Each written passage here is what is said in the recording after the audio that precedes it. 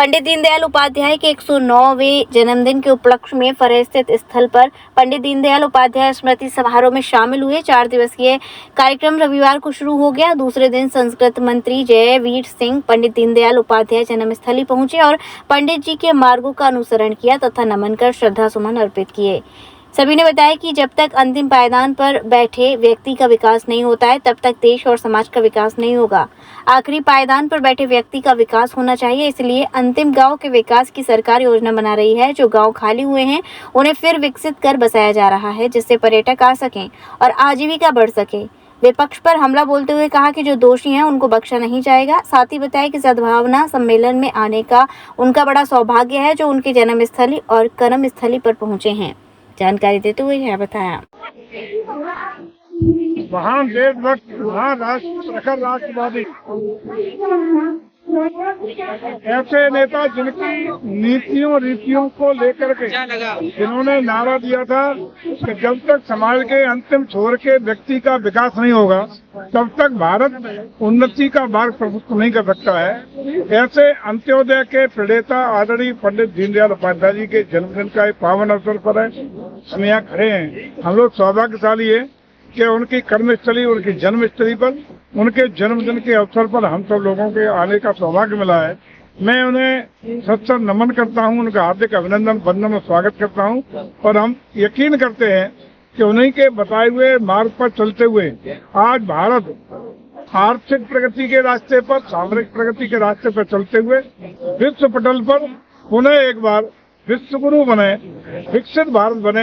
ये सपना पंडित दीनदयाल जी का जो सपना था उसको भारत आदरणीय मोदी जी और योगी जी के नेतृत्व में पूरा करने का काम कर रहा है। मंत्री जी, यूपी गाजीपुर के सांसद अफजल अंसारी का बयान है कि गांजे को लीगल कर देना चाहिए, क्योंकि कुंभ में गांजे का कल FIR हो गई है, कानून कर धर्म परिवर्तन के मामले भी मंत्री जी लगातार बढ़ रहे हैं। कोई भी अनैतिक कार्य, अवैध कार्य, इलीगल कार्य उत्तर प्रदेश की धरती पर नहीं होगा।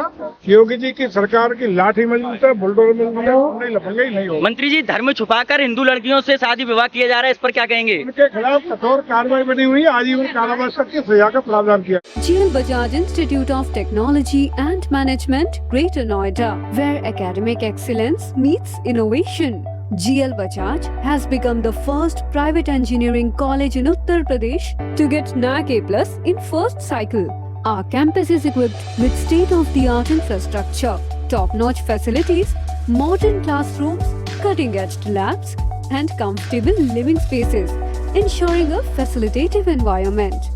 From timeless classics to the latest research journals, engross yourself in the treasure of knowledge in the world-class library. We bring the world to our students by frequently visiting personalities and celebrities. For aspiring entrepreneurs, our incubation center is the hub of innovation. We have successfully incubated around 50 startups. Dip into the world of app development in our exclusive iOS Apple Lab for the ever-evolving tech landscape. Sports facilities are designed to encourage physical well-being, teamwork, and a healthy competitive spirit. GL Bajaj opens doors to global opportunities with international collaborations. Students express their talents and passions at cultural and technical fests. Undertake your educational journey at GL Bajaj, where every day is an opportunity to learn and grow.